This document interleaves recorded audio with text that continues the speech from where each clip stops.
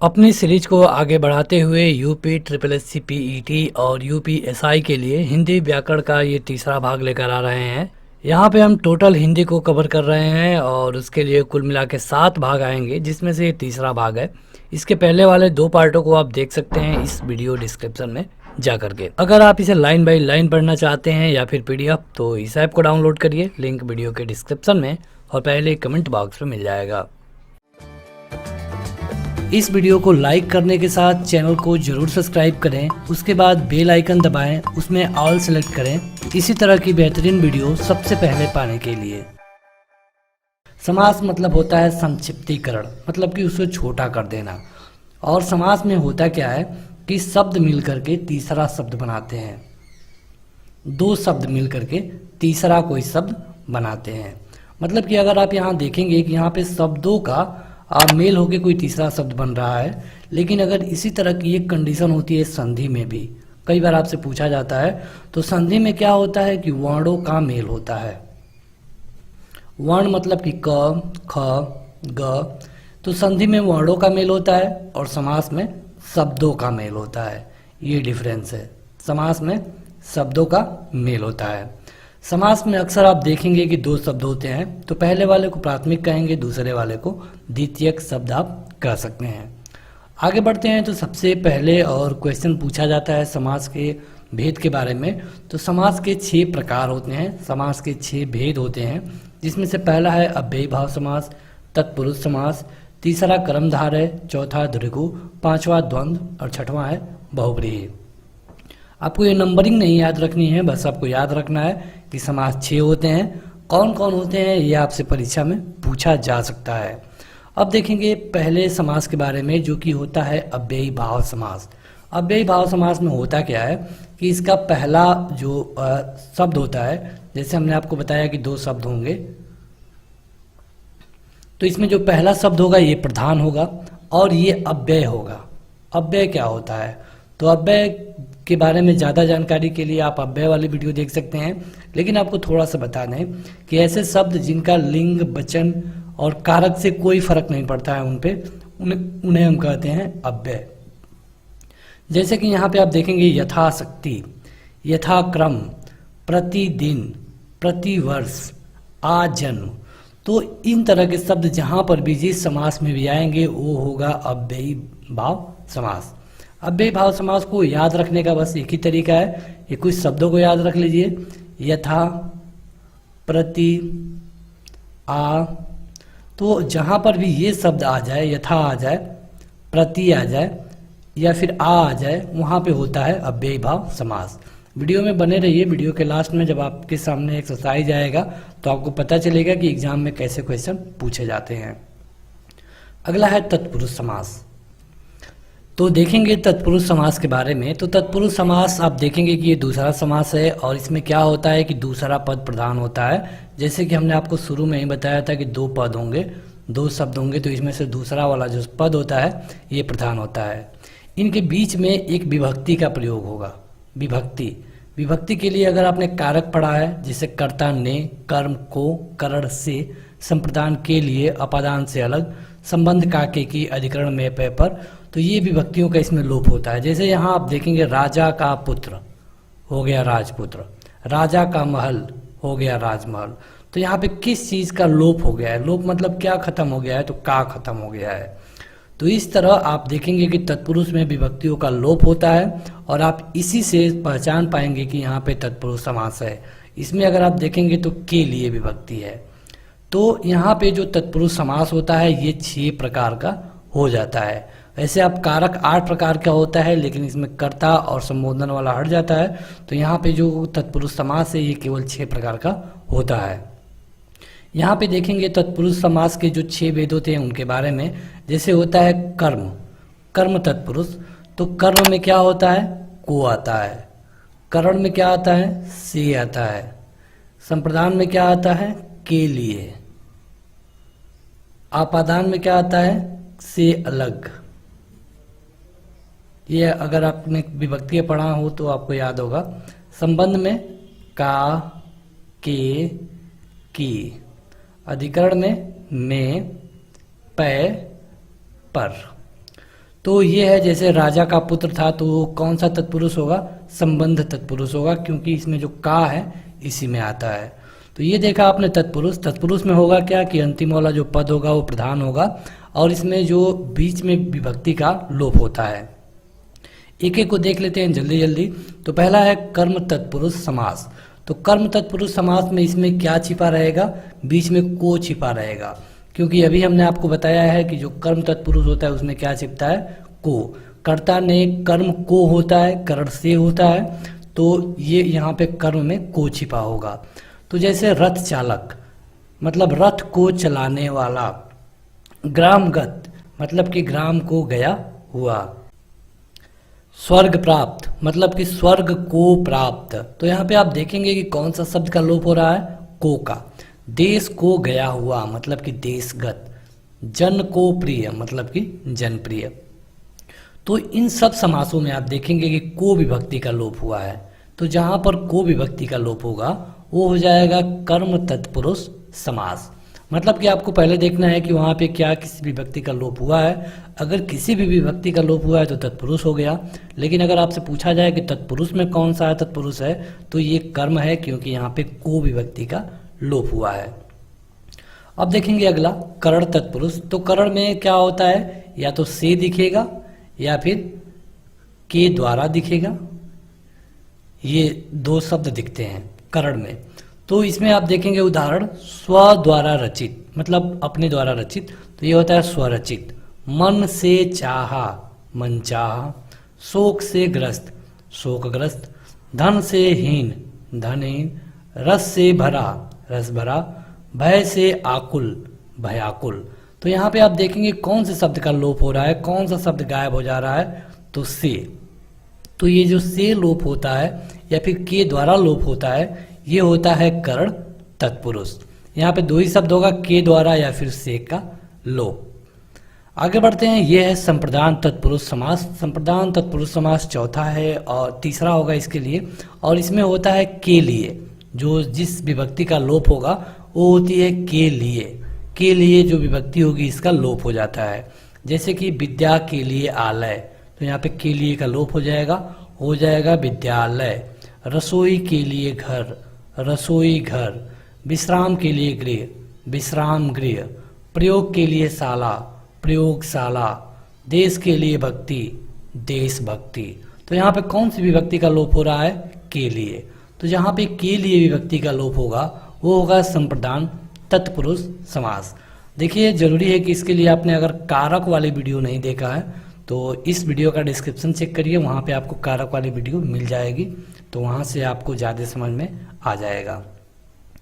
बढ़ते हैं अगले तत्पुरुष समास की तरफ, और ये है आपादान तत्पुरुष समास। आपादान में क्या होता है कि आपको से ही देखने को मिलता है। करण में भी आपने देखा कि आपको से ही देखने को मिलता था। तो आपादान और करण में डिफरेंस ये है कि इसमें के द्वारा का मतलब समझ में आता है, जैसे कि उसके द्वारा काम हो रहा है। लेकिन जो आपादान में से आता है, इससे ये पता चलता है कि उससे अलग होने की बात की गई है। तो जैसे पाप से मुक्त, जैसे पाप से अलग हो रहा है, तो यहाँ पर भी से का विलोम हो जाएगा, लोप हो जाएगा, तो ये जो पाप मुक्त। देश से निकाला, देश निकाला। पथ से भ्रष्ट, पथ भ्रष्ट। पद से च्युत, पद च्युत। रोग से मुक्त, रोग मुक्त। तो यहाँ पे आप देखेंगे कि से विभक्ति का ही लोप हो रहा है। तो आपको मतलब कि इसका अर्थ समझने में सावधानी बरतनी होगी। केवल से देखकर आप इसका अर्थ नहीं बता सकते कि से तो करण का भी होता है और अपादान का भी होता है, तो इसलिए जरूरी है कि आप इसका अर्थ समझें। पद से हटाना मतलब अलग किया जा रहा है। रोग से मुक्त मतलब रोग से अलग हो रहा है। पद से भ्रष्ट मतलब पद से अलग हो रहा है। देश से निकाला मतलब कि देश से निकाला जा रहा है। तो जहाँ पे दूर होने वाली बात आए और वहाँ पे से विभक्ति हो, तो यहाँ पे होता है आपादान तत्पुरुष समास। बढ़ते हैं आगे, अगला है संबंध तत्पुरुष समास। तो संबंध तत्पुरुष समास में आपको तीन शब्द मिलेंगे, का, के, की। का, के, की। यहाँ पे यही शब्द मिलते हैं, जैसे राजा का पुत्र, राजपुत्र। लोक का तंत्र, लोकतंत्र। जल की धारा, जलधारा। मूर्ति की पूजा, मूर्ति पूजा। देश की रक्षा, देश रक्षा। सीमा की रेखा, सीमा रेखा। तो यहाँ पे आप देखेंगे कि ये संबंध तत्पुरुष में क्या होगा, का, के या फिर की का लोप होता है। तो ये हो गया संबंध तत्पुरुष समास। अब अंतिम है और ये है अधिकरण तत्पुरुष समास। अधिकरण में क्या होता है कि आपको दो शब्दों का लोप दिखेगा, या तो में होगा या फिर पर होगा। जैसे कार्य में कुशल, कार्य कुशल।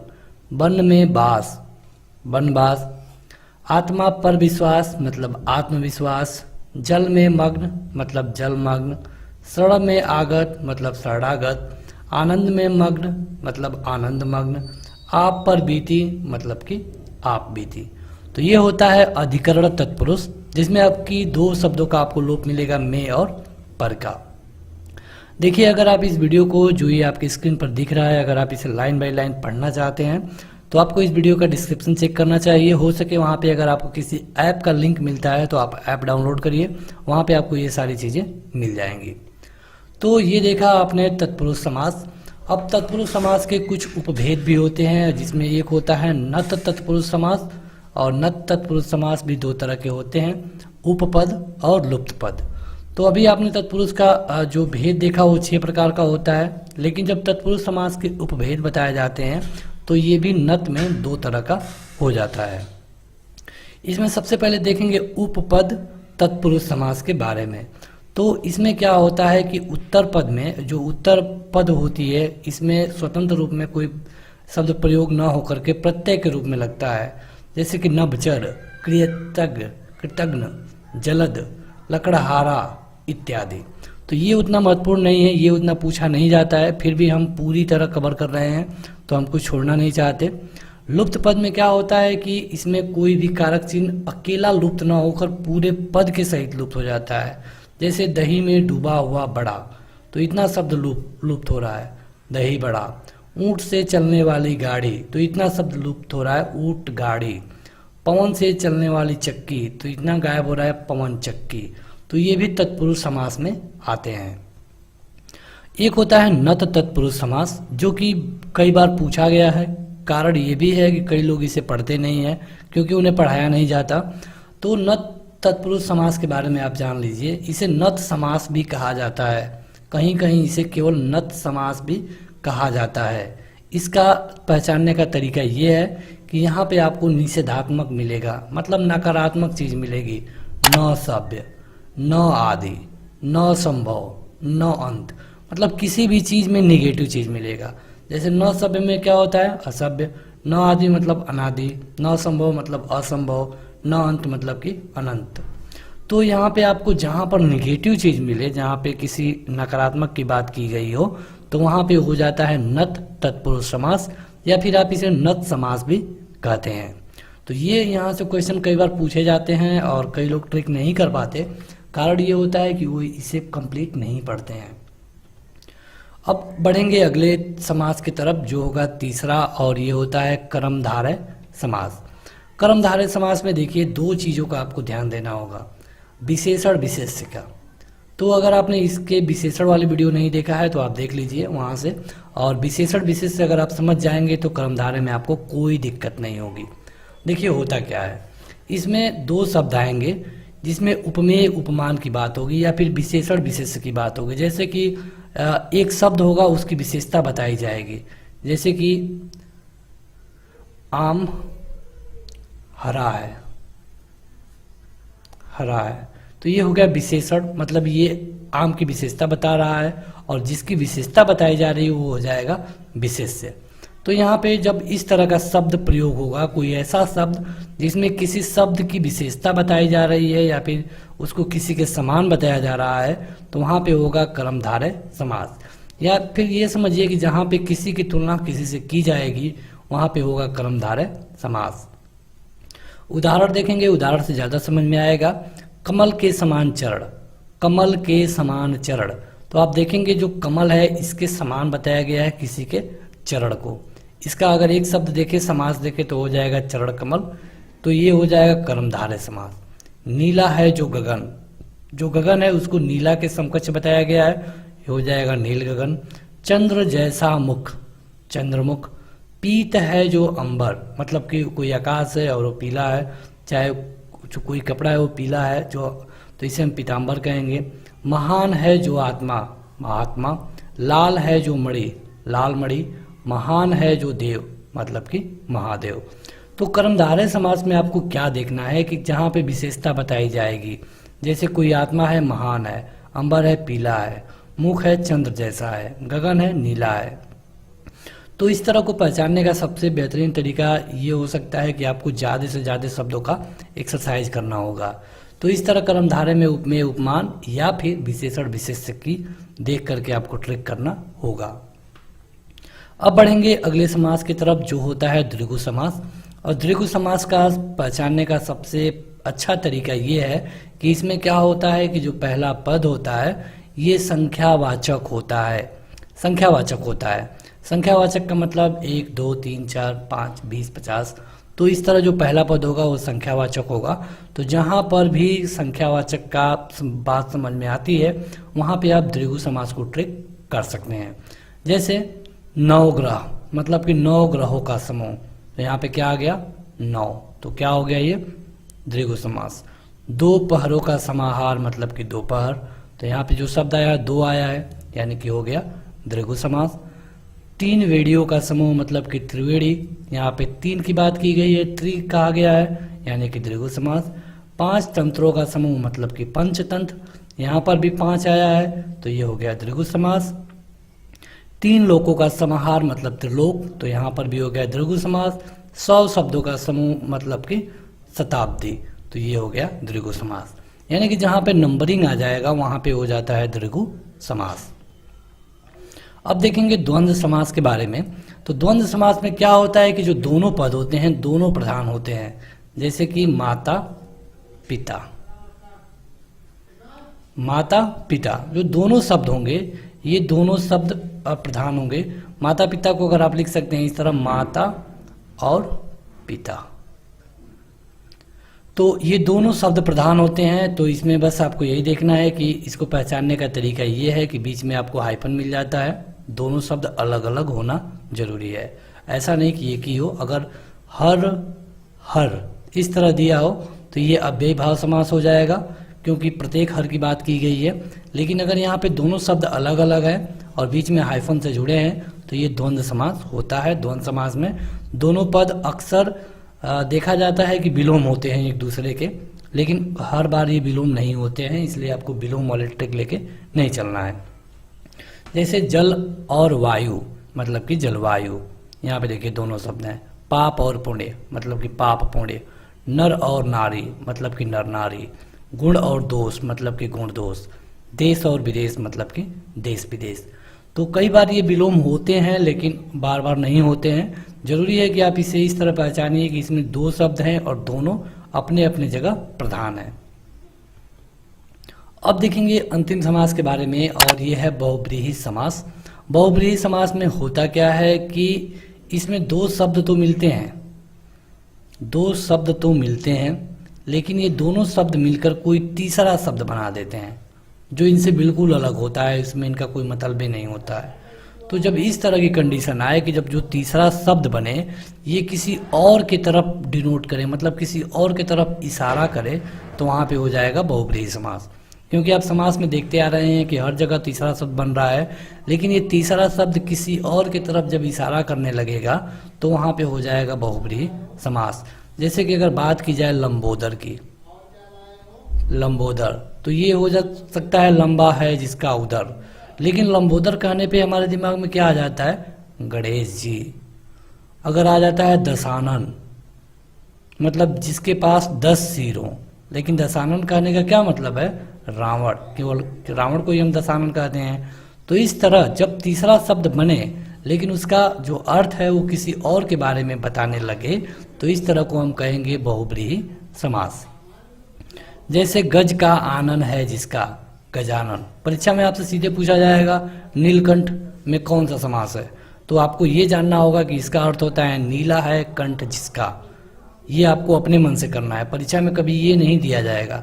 परीक्षा में हमेशा इधर वाला ये दिया जाएगा, चतुर्भुज को बताइए कि ये क्या है, कौन सा समास है। तो नीला है कंठ जिसका, तो बात हो रही है शिव की।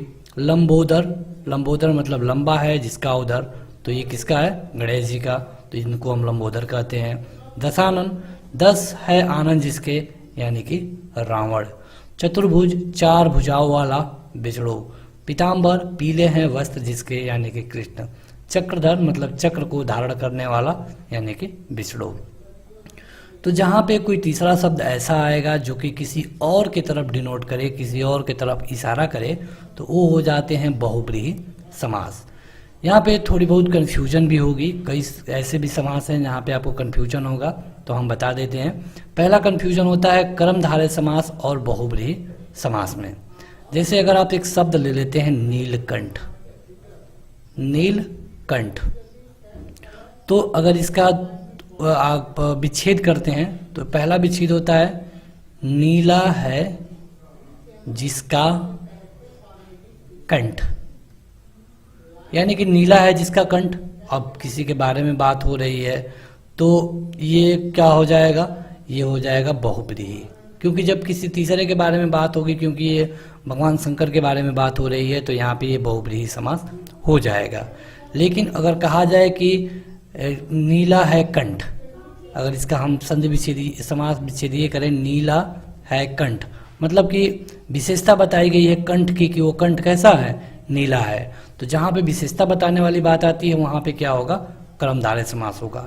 यानी कि आप देख सकते हैं एक ही चीज, एक ही शब्द जो नीलकंठ है, एक बार कर्मधारय भी है और एक बार बहुब्रीहि भी है। तो वहाँ पे जैसे कि आपको परीक्षा में अब क्या करना है, तो परीक्षा में आपको सबसे पहले ऑप्शन पे ध्यान देना होगा। कई बार ये होता है कि दोनों ऑप्शन एक साथ नहीं मिलते हैं। जब ऐसा विवाद वाला क्वेश्चन होगा तो वहाँ पे दोनों ऑप्शन आपको एक साथ नहीं मिलेंगे। अगर मिलता भी है तो आपको क्वेश्चन कुछ अलग तरीके से दिखाया जाएगा। जैसे कि नीलकंठ ने, देखिए अगर यहाँ पे ये हो कि नीलकंठ ने आशीर्वाद दिया, आशीर्वाद दिया, अगर ये वाक्य हो कि नीलकंठ ने आशीर्वाद दिया, तो जाहिर सी बात है कि इस नीलकंठ ने आशीर्वाद दिया, अगर एक पूरा वाक्य दिया गया है और पूछ रहा है कि इसमें नीलकंठ में कौन सी समास है, तो 100% ये बहुब्रीहि है। बहुब्रीहि क्यों है, क्योंकि ये किसी व्यक्ति के बारे में बात की गई है, और जो ये व्यक्ति है बस एक ही व्यक्ति है, भगवान शंकर को हम नीलकंठ कहते हैं। तो यहाँ पे आपको समझना होगा कि यहाँ पे किसके बारे में बात की गई है। केवल पूछ लेगा कि नीलकंठ में कौन सा समास है, तब तो आपको ऑप्शन पे डिपेंड होना होगा। ऑप्शन में कर्मधारय और बहुब्रीहि में दोनों में से एक ही मिलेगा। लेकिन अगर इस तरह वाक्य दे देता है कि नीलकंठ ने आशीर्वाद दिया, नीलकंठ ने डांस किया, नीलकंठ ने डमरू उठाया, तो वहाँ पे नीलकंठ का मतलब किसी व्यक्ति के बारे में बात हो रही है, और नीलकंठ कौन व्यक्ति है, केवल भगवान शंकर, तो ये हो जाएगा बहुब्रीहि समास। तो आपको ऑप्शन पे कई जगह ध्यान देना होगा और कई जगह आपको जो शब्द दिया गया है उस पर भी ध्यान देना होता है। अब इसी तरह एक कन्फ्यूजन आती है द्विगु समास और बहुब्रीहि समास में। द्विगु में आपने क्या देखा, नंबर आते हैं, जो पहला शब्द होगा संख्यावाचक होगा 1 2 3 4, और बहुब्रीहि में आपने क्या देखा कि किसी और के तरफ संकेत करता है। जैसे बात हो रही है चतुर्भुज की, चतुर्भुज मतलब अगर आप इसका संधि विच्छेद करें 4 भुजाओं का समूह, 4 भुजाओं का समूह, तो हम चतुर्भुज कहेंगे। तो ये हो जाएगा द्विगु समास। और द्विगु क्यों, द्विगु इसलिए क्योंकि यहाँ पे 4 भुजाओं की बात की गई है, तो ये हो गया द्विगु समास। लेकिन अगर चतुर्भुज का जो संधि विच्छेद या विच्छेद हम इस तरह करें कि 4 हैं भुजाएं जिसकी, तब इसका क्या हो जाएगा, बहुब्रीहि, क्योंकि 4 भुजाएं किसकी है, भगवान विष्णु की। तो यहाँ पे मतलब कि हो गया बहुब्रीहि समास, क्योंकि किसी तीसरे व्यक्ति की तरफ संकेत कर रहा है। तो यहाँ पर अगेन आपको वही करना है, आपको एग्जाम में देखना होगा ऑप्शन क्या है। और दूसरी चीज़ ये कि आपको अगर वाक्य दिया जाता है कि वो चतुर्भुज था या फिर इस तरह, तो जहाँ पे किसी व्यक्ति विशेष के बारे में बात होने लगेगी तो बहुब्रीहि होगा। और क्योंकि प्रॉब्लम इसलिए आती है क्योंकि आपको यहाँ पे उसका ये विच्छेद नहीं दिया होता है, सीधे आपसे पूछा जाएगा चतुर्भुज में समास है, ऑप्शन दे दिया जाएगा, लेकिन ऑप्शन में आपको द्विगु मिलेगा या फिर बहुब्रीहि मिलेगा, दोनों में से एक ही मिलता है। तो इस तरह आप बड़े ही आसानी से इसको पहचान पाएंगे। अब आपको वहाँ पे ये लेके नहीं बैठ जाना है कि नहीं यहाँ पे तो बहुब्रीहि होगा, बहुब्रीहि ऑप्शन में नहीं है, तो इस तरह की गलती आपको नहीं करना है। अब एक डिफरेंस और आप जान लीजिए द्विगु और कर्मधारय में। द्विगु में क्या होता है, हमेशा संख्यावाचक आता है, जहाँ जहाँ पे प्रॉब्लम आती है वो हम सब बता दे रहे हैं आपको, ताकि आपका कोई भी एग्जाम हो किसी भी लेवल का, जहाँ पे हिंदी ग्रामर पूछा जा रहा है तो वहाँ पे आपको परेशानी ना उठानी पड़े। तो जो द्विगु होता है ये संख्यावाचक होता है, और कर्मधारय में क्या होता है, विशेषण विशेष्य होता है, मतलब कि विशेषता बताई जाती है। तो लेकिन यहाँ पर भी कुछ शब्द ऐसे आते हैं जो कि परेशान करते हैं, जैसे कि नवरात्र। नवरात्र अगर आप देखेंगे कि अगर नवरात्र का ये हम विच्छेद करते हैं कि नवरात्रों का समूह, तो ये हो जाएगा द्विगु, क्योंकि ये संख्या की बात की गई है। लेकिन नवरात्र की ऐसा हम विच्छेद कर दें कि 9 वाली रात, ये तो मतलब ऐसी रात है जिसके 9 के बारे में बात की गई, विशेषता बताई जा रही है, तो यहाँ पे हो जाएगा कर्मधारय। रक्तोपल मतलब रक्त है जो उत्पल। तो इस तरह आपको थोड़ी थोड़ी चीज़ों पे ध्यान देना होगा परीक्षा में, और आपको शब्दों पर और उसके आने वाले अर्थों पर भी ध्यान देना पड़ता है। तो चलिए, ये तो हो गई वीडियो। अब देखेंगे इसके एक्सरसाइज के बारे में। यहाँ पे हम समास के जो भी क्वेश्चन आपसे परीक्षा में पूछे जाते हैं उनको कवर करेंगे, और ज़रूरी ये है कि आप अपना उत्तर कमेंट करके बताते रहिए अगर आपको आता है तो। पहला क्वेश्चन है समास का कि जलमग्न शब्द में कौन सा समास होगा। जलमग्न में ये आपको बताना है, कमेंट करके बताइए, और इसके लिए आपको केवल मिलेगा 2 सेकेंड।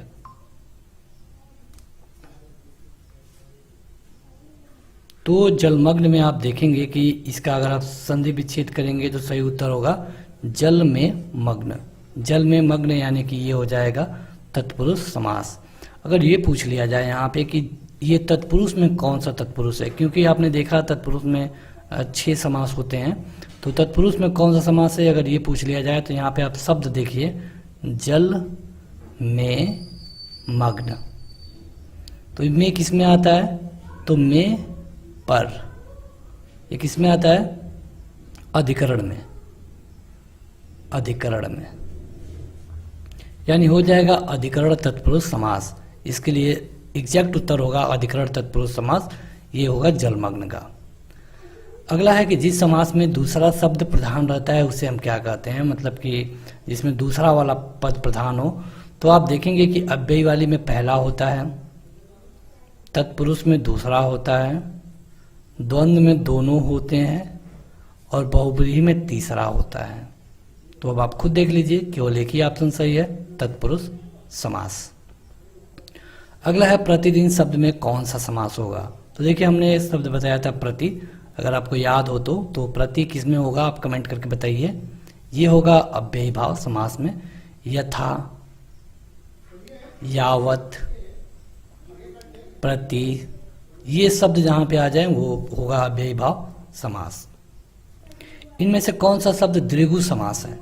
अब द्विगु में क्या होता है कि आप देखते हैं कि जहाँ पे बात की जाती है संख्या की, संख्यावाचक, तो कौन सा ऐसा शब्द है जिसमें संख्या की बात की गई है। तो इसका उत्तर तो आप खुद ही कमेंट करके बता पाएंगे, कितना आसान क्वेश्चन है।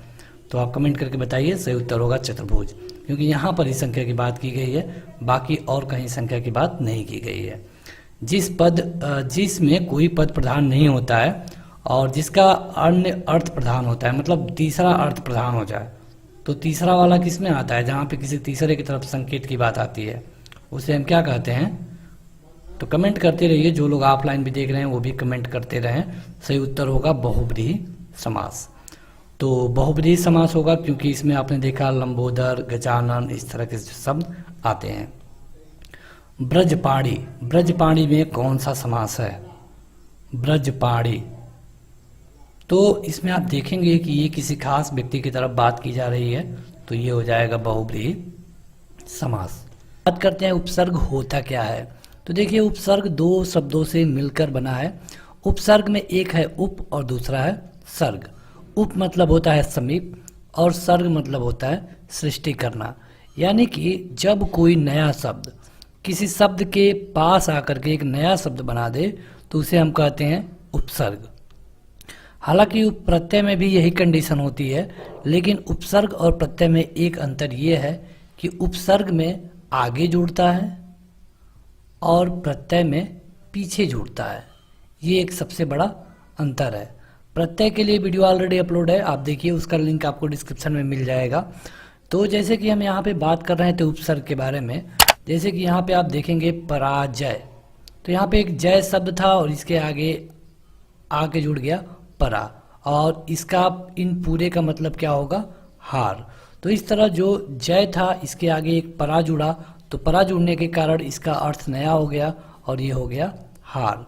तो यहाँ पे वही होगा, एक नया शब्द आएगा और तीसरा नया शब्द बना देगा, उसे हम कहेंगे उपसर्ग। देखा जाए तो उपसर्ग कई तरह के होते हैं, कई भाषाओं से लिए जाते हैं और ये सारे आपको हिंदी ग्रामर के तहत पढ़ना होगा, जैसे कि संस्कृत के उपसर्ग, हिंदी के उपसर्ग, उर्दू के उपसर्ग, अंग्रेजी के उपसर्ग और उपसर्ग के समाप्त प्रयुक्त होने वाले संस्कृत के कुछ अव्यय। तो यहाँ पे इन पांचों पॉइंटों को ध्यान में रखते हुए आगे बढ़ेंगे ताकि आपको परीक्षा में कोई भी परेशानी ना हो। सबसे पहले बात करेंगे संस्कृत के उपसर्ग के बारे में। देखिए, परीक्षा में आपको संस्कृत और हिंदी का उपसर्ग छांटने को नहीं दिया जाएगा, बस वहाँ पे दिया जाएगा और आपको छांटना होगा कि इस उपसर्ग का मतलब क्या है और इसमें कौन सा उपसर्ग है। जैसे कि कहीं कहीं उपसर्ग लगा होता है अति, अति जैसे कि आप देखेंगे अत्याचार है, अतिक्रमण है, अतिरिक्त है, अतिशय है, तो अत्यंत है। तो अति मतलब होता है अधिक या फिर ऊपर या फिर उस पार, इस अति का मतलब ये है। तो आपसे एग्जाम में इसका मतलब भी पूछ सकता है कि इस तरह क्वेश्चन बनते हैं कि अतिरिक्त में कौन सा उपसर्ग है और इस उपसर्ग का मतलब क्या है। तो अतिरिक्त में अति उपसर्ग लगा है, हमने आपको बताया कि जो उपसर्ग होते हैं वो आगे जोड़ते हैं, तो इसमें अति उपसर्ग लगा है और इस अति का मतलब है अधिक, ऊपर या फिर उस पार। तो अगला शब्द है अधि। अधि का मतलब होता है ऊपर या फिर श्रेष्ठ, और जो अधि से शब्द पूछे जाते हैं आपके परीक्षा में, अधिकरण, अधिकार, अधिराज, अध्यात्म, अध्यक्ष, अधिपति और इस तरह और भी। उसी तरह अगला शब्द है अप, और अप से जो शब्द बनते हैं वो है अपकार, अपमान, अपशब्द, अपराध, अपहरण, अपकीर्ति, अप्रयोग, अपव्यय, अपवाद और इस तरह और भी। तो यहाँ पे अप का जो मतलब होता है ये होता है बुरा या फिर अभाव, हीनता या फिर विरुद्ध। जैसे कि अपमान, अपमान मतलब कि जहाँ पे आपके साथ बुरा व्यवहार किया जाए उसको अपमान कहते हैं। अपशब्द, जहाँ पे बुरे शब्दों का प्रयोग किया जाए उसे हम अपशब्द कहते हैं। अपराध, जहाँ पे गलत काम हो उसे हम अपराध कहते हैं। अपहरण मतलब वही होता है। अपकीर्ति मतलब कि जहाँ आपकी कीर्ति को नुकसान पहुँचे उसे हम अपकीर्ति बोलते हैं। तो इस तरह आपको यहाँ पे कुल मिला के इस शब्द को देखना है, इसका मतलब जानना है और कहाँ कहाँ इसका प्रयोग होता है ये भी देखते जाना है, क्योंकि परीक्षा में इसी तरह डायरेक्ट क्वेश्चन पूछे जाते हैं। उसी तरह अगला उपसर्ग है अ, और इसका मतलब होता है अभाव। अ मतलब अभाव, और इससे जो शब्द बनते हैं ये है अज्ञान, अधर्म, अस्वीकार और इस तरह और भी। अगला है अनु। अनु का मतलब होता है पीछे या फिर समानता या क्रम या फिर पश्चात। कई जगह कई मतलब निकल के आते हैं, तो जो भी मतलब इसके निकल के आते हैं सभी यहाँ पे लिखे गए हैं।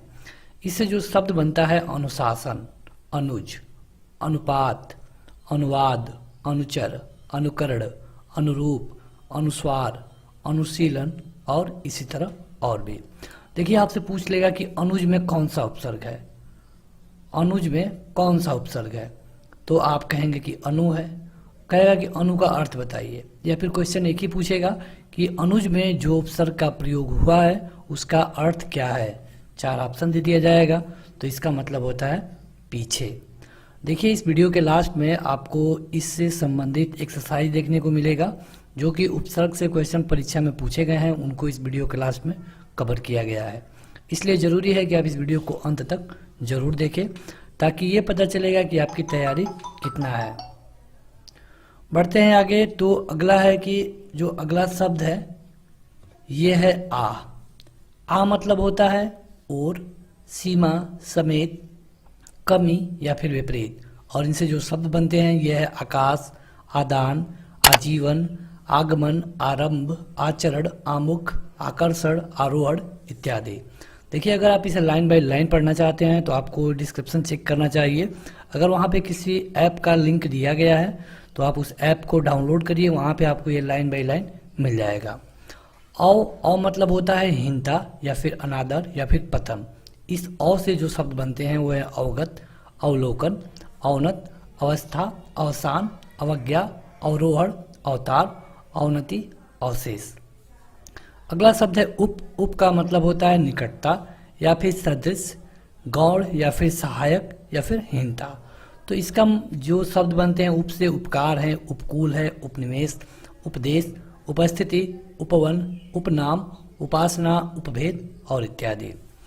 उसी तरह जो अगला शब्द है ये है नी, और नी का अर्थ होता है भीतर या फिर नीचे या फिर अतिरिक्त।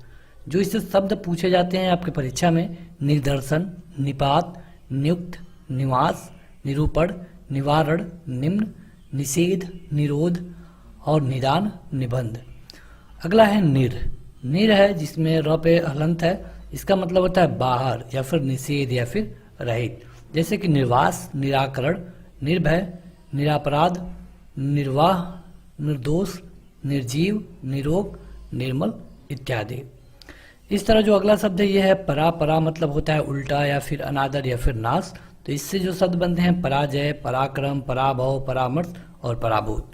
अगला शब्द है परि। परि मतलब होता है आसपास यानी कि चारों ओर, और इसका ये भी होता है कि पूर्ण। तो इससे जो शब्द बनते हैं ये है परिक्रमा, परिजन, परिणाम, परिधि, परिपूर्ण और इसी तरह और भी। तो इस तरह आपको जो जो शब्द बन रहे हैं उन्हें देखना है अच्छी तरह से, क्योंकि क्वेश्चन में वही पूछा जाएगा। कुछ हार्ड क्वेश्चन पूछने होते हैं तो पूछ लिया जाता है कि निम्न में कौन सा उपसर्ग है। तो अब इस तरह जब थोड़ा सा जटिल क्वेश्चन पूछा जाएगा तो आप इसे हल नहीं कर पाएंगे उतनी आसानी से, इसलिए ज़रूरी है कि इस वीडियो को अच्छे से देखें।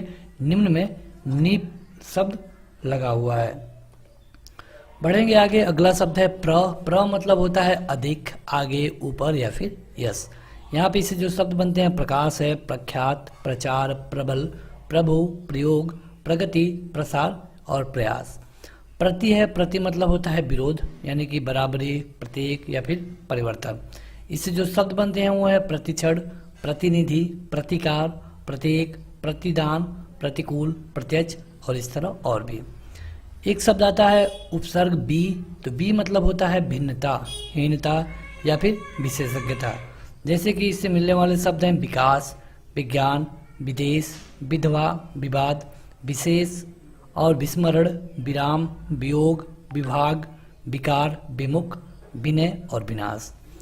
एक शब्द आता है सम। सम मतलब होता है संयोग या फिर पूर्णता, और इससे जो शब्द बनते हैं संकल्प, संग्रह, संतोष, संन्यास, संयोग, संस्कार, संरक्षण, संहार, सम्मेलन, संस्कृति, सम्मुख, संगाम इत्यादि। उसी तरह एक उपसर्ग है सु। सु मतलब होता है सुंदर, अच्छा, सुखी, भाव, सहज। इससे जो शब्द बनते हैं सुकृत, सुगम, सुलभ, सुदूर, स्वागत, सुयश, सुभाषित, सुवास, सुजन इत्यादि। अगला शब्द है अध। अध मतलब होता है आधा, मतलब जहाँ पर भी अध का प्रयोग होता है उसका मतलब होता है आधा। तो अध से जो शब्द बनते हैं वो अधजला, अधपका, अधखिला, अधमरा, अधसेरा इत्यादि। तो ये सारे शब्द मिलके बनते हैं अध उपसर्ग से। जहाँ पर भी अध का प्रयोग होगा उसका मतलब होता है आधा। कुछ और भी उपसर्गों को देखेंगे। अ या फिर अन, इसका प्रयोग होता है निषेध के अर्थ में, मतलब मना करने के अर्थ में। अमोल, अपढ़, अजान, अथाह, अलग, अनमोल, अनजान। उन मतलब होता है एक कम, जैसे कि 29 मतलब 30 से एक कम, 49 मतलब कि 50 से एक कम, 59 मतलब कि 60 से एक कम। तो इस तरह जो भी उन जहाँ पर लग जाए उसका मतलब होता है एक कम। 29 है, 29, 49, 59, 69 इत्यादि। अव मतलब होता है हीनता या फिर निषेध। इससे जो शब्द बनते हैं अवगुण, अवघट, अवसर, अवसर इत्यादि। दु मतलब होता है बुरा या फिर हीन। इसका होता है जो इससे शब्द बनते हैं दुकाल, दुबला इत्यादि। नि मतलब होता है निषेध या फिर अभाव, और कहीं कहीं इसका शब्द विशेष के रूप में भी लगता है। निकम्मा, निखरा, निडर, निहत्था, निगोड़ा इत्यादि इससे शब्द बनते हैं। बिन मतलब होता है निषेध, बिन जाना, बिन ब्याहा, बिन बोया, बिन देखा, बिन खाया, बिन चखा, बिन का, ये शब्द इससे बनते हैं। भर मतलब होता है पूरा, पूरा या फिर ठीक। भरपेट, भरसक, भरपूर, भर दिन इत्यादि से शब्द बनते हैं। कु मतलब होता है बुराई, जैसे कुखेत, कुपात्र, कुकाट, कपूत, कुढ़ंग इत्यादि। तो ये थे कुछ संस्कृत के उपसर्ग जो संस्कृत शब्दों से लिए गए हैं डायरेक्ट। अब देखेंगे कुछ हिंदी के उपसर्गों के बारे में जो कि परीक्षा में पूछे गए हैं। देखिए यहाँ पे हम सारे चैप्टरों को, चाहे वो संधि हो, समास हो या फिर सभी को एक विस्तार रूप से कवर कर रहे हैं ताकि आपके किसी भी परीक्षा के लिए, चाहे वो यूपी टेट हो, कोई भी टेट हो या फिर कहीं किसी लेवल का कोई हिंदी ग्रामर का पेपर हो, आपको इससे बाहर ना पूछा जाए। उपसर्ग में जो पहला शब्द है हिंदी में यह है अन। अन मतलब होता है इसका निषेध के अर्थ में प्रयोग होता है, जैसे अनमोल, अलग, अनजान, अनकहा, अनदेखा मतलब नहीं देखा। अध। अध मतलब कि आधे के अर्थ में होता है, जैसे अभी आपने देखा कुछ ऐसे शब्द आएंगे जो हिंदी और संस्कृत दोनों में प्रयोग किए जाते हैं। उन मतलब कि अभी आपने इसे देखा है संस्कृत में प्रयोग होता है। और इसी तरह भर। भर मतलब पूरा और ठीक। दु मतलब होता है बुरा, मतलब कि दुबला, दुर्जन, दुर्बल, दुकाल इत्यादि। अब होता है नी। नी मतलब होता है अभाव या फिर विशेष, निगोड़ा, निडर, निकम्मा इत्यादि। अ मतलब फिर से अभाव या फिर निषेध, अछूता, अथा, अटल। क मतलब होता है अगर किसी शब्द के आगे क लग जाए तो इसका मतलब होता है बुरा या फिर हीन। कपूत मतलब अच्छा पूत नहीं, कचोट। कु मतलब होता है बुरा, मतलब कुचैल, कुचैला, कुचक्र ये होता है। कु मतलब शब्द अर्थ होता है बुरा। अ मतलब हीन या फिर निषेध, अवगुण, अवघर, अवसर, अवसान। भर मतलब होता है पूरा, मतलब कि भरपेट, भरपूर, भरसक, भरमार इससे शब्द बनते हैं। सु मतलब होता है अच्छा, सुडौल, सुजान, सुघड़ और सुफल इससे शब्द बनते हैं। पर मतलब दूसरा यानी कि बाद का, परलोक, परोपकार, परसग, परहित। और बिन मतलब होता है बिना या फिर निषेध, बिन ब्याहा, बिन बादल, बिन पाए, बिन जाने। तो ये शब्द है जो हिंदी से पूछे जाते हैं उपसर्ग के रूप में। अब देखेंगे उर्दू के कुछ उपसर्ग जो कि आपके परीक्षा में कई बार पूछे गए हैं। देखिए उर्दू वाले खास करके ज़्यादा महत्वपूर्ण है क्योंकि ये सबकी भाषा नहीं है और हिंदी में उर्दू पूछ लेने से थोड़े क्वेश्चन हार्ड भी बनते हैं, तो आप थोड़े ध्यान से इसे देखिए। और इस वीडियो के लास्ट में हम जब आपसे क्वेश्चन कराएंगे तो वहाँ पर भी उर्दू से संबंधित कुछ प्रश्न पूछे जाएंगे। जैसे ला शब्द होता है एक जो उपसर्ग के रूप में लगता है। उपसर्ग मतलब ध्यान रखिए, उपसर्ग मतलब कि आगे। तो ला मतलब होता है बिना, जैसे कि लाचार, बिना चारा का। लाजवाब, जिसका कोई जवाब ना हो। लापरवाह, जो परवाह न करता हो। लापता, जिसका कोई पता ना हो। तो ला मतलब होता है बिना। बद मतलब होता है बुरा, जैसे बदसूरत, बदनाम, बद दिमाग, बदमाश, बदकिस्मत और भी इसी तरह। बे मतलब होता है बिना। ये आपको अर्थ तो जरूर याद रखना है क्योंकि परीक्षा में यही पूछे जाते हैं। बेकाम, बेअसर, बेरहम, बेईमान, बेरहम इत्यादि। कम मतलब होता है थोड़ा, जैसे कि आपने देखा संस्कृत वाले में उन प्रयोग होता था एक कम के लिए, और इसमें कम जब प्रयोग होगा तो पूछा जाएगा कि जो कम शब्द है ये किसका उपसर्ग है, हिंदी का, उर्दू का, इंग्लिश का। तो जो कम शब्द है ये उर्दू का उपसर्ग है, आपको ये भी याद रखना है। कमसीन, कम ख्याल, कमजोर, कम दिमाग, कम जात इत्यादि। एक शब्द आता है गैर। गैर मतलब होता है के बिना या फिर निषेध, जैसे गैर कानूनी, गैर जरूरी, गैर हाजिर, गैर सरकारी, कुछ और भी इसी तरह। जैसे कि शब्द है खुश जो कि उर्दू है। अभी हम उर्दू वाले को कवर कर रहे हैं तो आप ध्यान रखिए कि उर्दू को कवर कर रहे हैं। ये होता है खुश। खुश मतलब कि श्रेष्ठता के अर्थ में, जैसे खुशनुमा, खुशगवार, खुश मिजाज, खुशबू, खुशदिल, खुशहाल इत्यादि। ना मतलब होता है अभाव, जैसे कि नाराज, नालायक, नाम, नामुमकिन, नादान, नापसंद, नादान इत्यादि।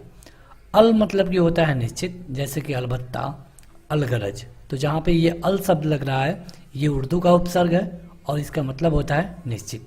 दो चीज़ों को आपको अच्छे से याद रखना है। बर मतलब होता है ऊपर, पर या फिर बाहर, जैसे बर्खास्त, बर्दाश्त, बरवक्त इत्यादि। बिल मतलब होता है के साथ, मतलब कि बिल आखिर, बिल्कुल, बिलवजह। हम मतलब होता है बराबर या फिर समान, हम उम्र, हम दर्दी, हम पेशा इत्यादि। तो ये हैं कुछ उर्दू के शब्द। और भी कुछ उर्दू के शब्दों को देखेंगे क्योंकि हमने आपको बताया कि परीक्षा में इनकी संख्या ज़्यादा होती है। ब होता है, ब मतलब होता है और या फिर अनुसार, जैसे बनाम, बदौलत, बस्तूर, बगर। बा मतलब होता है सही, जैसे बाइज्जत, बाइज्जत बड़ी करना, बकायदा, बाअदब, बामौका। सर मतलब होता है मुख्य, मतलब हेड, सरताज, सरदार, सरपंच, सरकार। बिला मतलब होता है बिना, मतलब बिला वजह, बिलासक। हर मतलब होता है प्रत्येक, हर दिन, हर साल, हर एक, हर बार।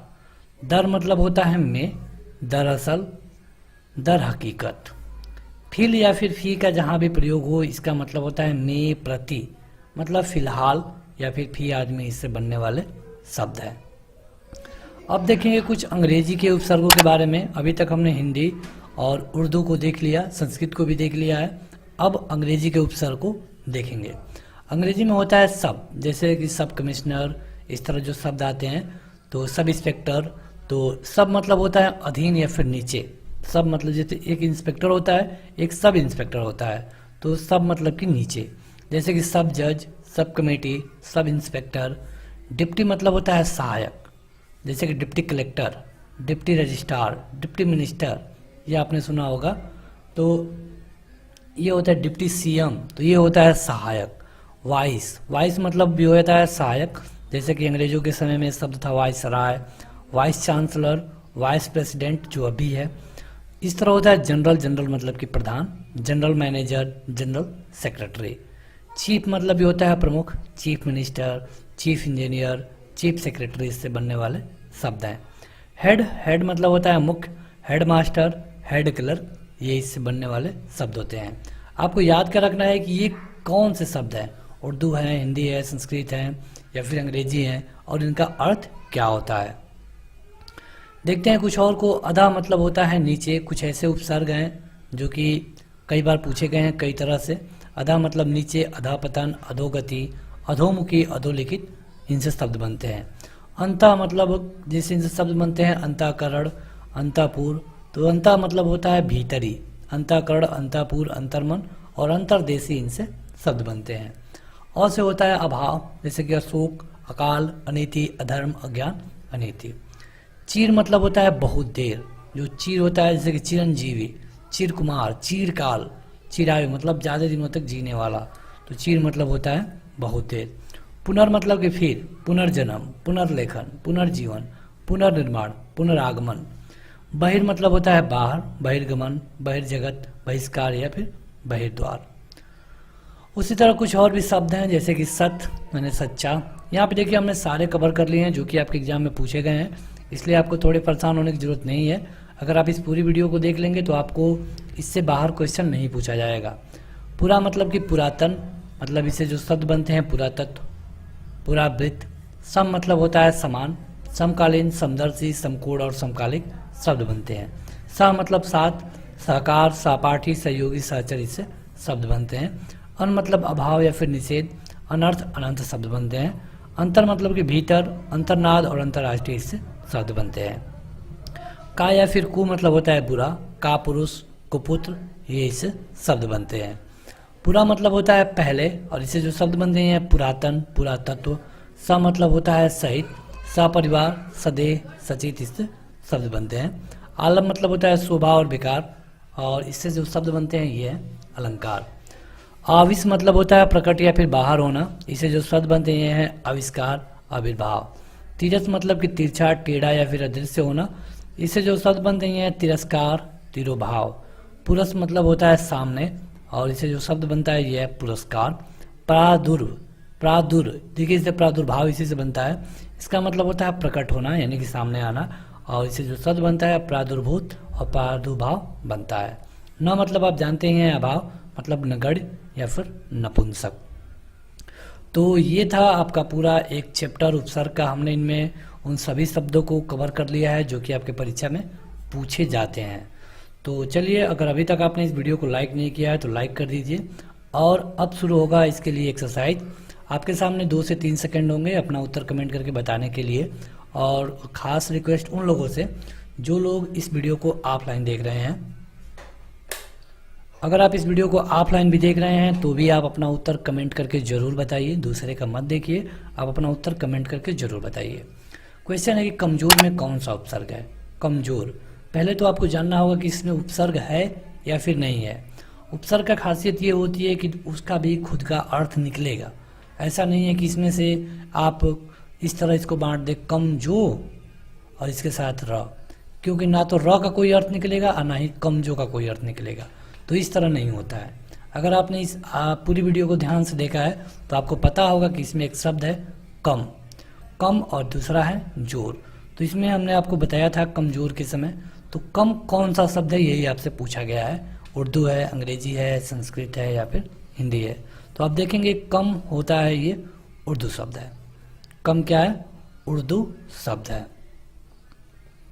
दूरदीन में उपसर्ग कौन सा है? चलिए बताइए, दूरदीन में कौन सा उपसर्ग है? अगर आपको पता है तो कमेंट करके बताइए। यहाँ पे आपको ऑप्शन भी मिल रहे हैं, तो जो लोग ऑफलाइन देख रहे हैं वो लोग भी अपना उत्तर कमेंट करके ज़रूर बताएंगे। आप ये दूसरा क्वेश्चन है तो दूसरे नंबर का उत्तर बता सकते हैं लिख करके। इसमें है दूर। जो दूर है आप इसमें देखेंगे, इसमें शब्द है दूर और दीन जोड़ करके दूरदीन बना है।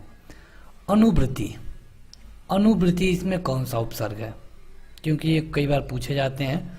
अनुवृत्ति में आप देखेंगे वृत्ति मतलब दोहराना होता है, अनु इसमें एक शब्द है, तो इसमें इसका सही उत्तर हो जाएगा अनु। बात करेंगे प्रत्यय की, तो देखिए दो चीज़ें होती हैं और दोनों से क्वेश्चन पूछे जाते हैं। एक होता है उपसर्ग और दूसरा होता है प्रत्यय। उपसर्ग वो होते हैं जो कि किसी भी शब्द के आगे लग के उसका अर्थ बदलते हैं, और जो प्रत्यय होते हैं वो उसके पीछे लगते हैं। तो अगर एक शब्द में कहें तो प्रत्यय मतलब के पीछे, उपसर्ग मतलब कि आगे। उपसर्ग ऑलरेडी कवर्ड है, तो इस वीडियो में हम बात करेंगे केवल प्रत्यय के बारे में। देखिए जो प्रत्यय है ये दो शब्दों से मिलकर बना है, जिसमें से पहला है प्रति और इसके बाद है अय। प्रति मतलब होता है कि साथ में या फिर बाद में, और अय का मतलब होता है चलने वाला। यानी कि जो भी किसी शब्दांश के अंत में जोड़ा जाएगा उसे कहेंगे प्रत्यय। जैसे कि बड़ा अगर कोई शब्द है और बड़ा के साथ हम आई को जोड़ देते हैं तो ये बन जाता है बड़ाई। यानी कि इसमें जो आई है ये क्या होगा? प्रत्यय होगा। प्रत्यय के भेद के बारे में देखेंगे तो प्रत्यय तीन तरह के होते हैं, जिसमें कि संस्कृत के प्रत्यय होते हैं, हिंदी के प्रत्यय होते हैं और विदेशी भाषा के प्रत्यय होते हैं। तो आपको हम तीनों को अलग अलग तरीके से और अच्छे तरीके से बताएंगे ताकि आपके सामने कोई भी एग्जाम आए तो वहाँ पे आपसे कोई भी क्वेश्चन ना छूटे। सबसे पहले हम बात करेंगे संस्कृत के प्रत्यय के बारे में। जो संस्कृत का प्रत्यय होता है यह मुख्य रूप से दो प्रकार का होता है। इसमें से पहला है कृत और दूसरा है तदित्र। देखिए होता क्या है कि जो हम हिंदी ग्रामर पढ़ते हैं उसमें संस्कृत के बहुत सारे रूल हैं जो कि हूबहू लगते हैं, इसलिए ज़रूरी है कि आपको संस्कृत का भी थोड़ा बहुत ज्ञान होना जरूरी है। तो इसलिए हम संस्कृत के जो भी प्रत्यय हैं उनको हम इस वीडियो में बता देंगे। सबसे पहले हम बात करेंगे जो संस्कृत के प्रत्यय हैं कृत और तदित्र, इसमें से कृत के बारे में। तो देखिए कृत प्रत्यय का मतलब ये होता है कि ये क्रिया या फिर धातु के साथ लगाए जाएंगे।